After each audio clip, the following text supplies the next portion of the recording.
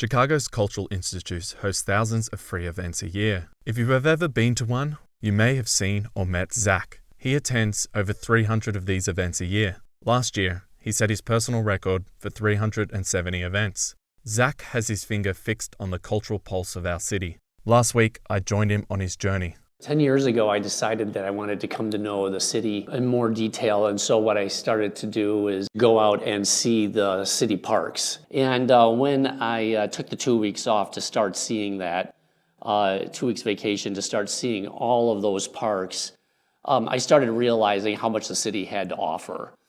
And as I went to every park, I wasn't just seeing the park, I started to see every neighborhood and every cultural activity that was going on in the neighborhood. And so that tripped off another phase of this journey through the city was to actually go and see the cultural events that were going on in each area that I saw of each park. As my research became better, as not only that, but as many of the cultural institutions started to get better at marketing, these events started to become more and more widely available. Also, my definition of a cultural event became wider.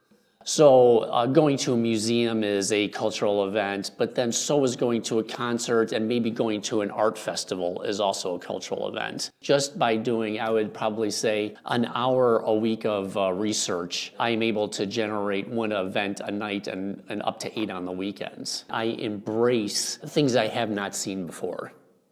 I will go to something that I have not seen or heard, or an area that I think that I may not be interested in. One of the things that I include kind of in my talks and lectures that I enjoy going to is actually stuff on medical science.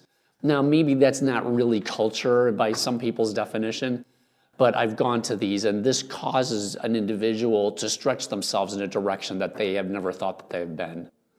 So this entire 300 events a year is not just about going and seeing cultural events. It's about a personal journey about where we're going to go and what we're going to become and what we're going to learn. Instead of watching TV or watching the news at night, I turned off the television and turned on the city. Through doing that, the enrichment that I've experienced by going and being with other people rather than watching a television or watching a computer screen, which is my day job, I come out and I meet people like yourself, I meet the artists, and the social interaction becomes much greater, and it's fantastic. When you cross the entire city and you see the city through 300 events and through an entire through an entire calendar year, you actually see part of the city desperately seeking audience, an audience desperately seeking culture. I see it going on all the time. So when you attend a cultural event, even though you may not be paying for it, you are contributing to it. You're contributing to the development of a play, you're contributing to the development of a song, you're contributing by being there, hearing and doing and acting. We have the various cultural institutions, like right now we're at Dank House, and then there's International House at University of Chicago, and there's all these cultural centers to go see. But we also can't forget that the universities are a major contributor to the cultural life. And these are students that are seeking audience very badly. And the University of Chicago was an example of they needed audience, and we needed them. It was a two-way street going on right there. And not only do they need the audience, but they needed outside audience. They needed audience from outside the university to encourage them and to pursue it. And that's why we went up and talked to the artists afterwards, because we wanted to know about them, what they're doing, and the artists want to connect with the audience. When I first started being a tourist in my own city by going to all those parks, I later said to myself, well, I need to turn this back to the city. And not only do I need to turn it back to the city, but I need to turn it back to the world.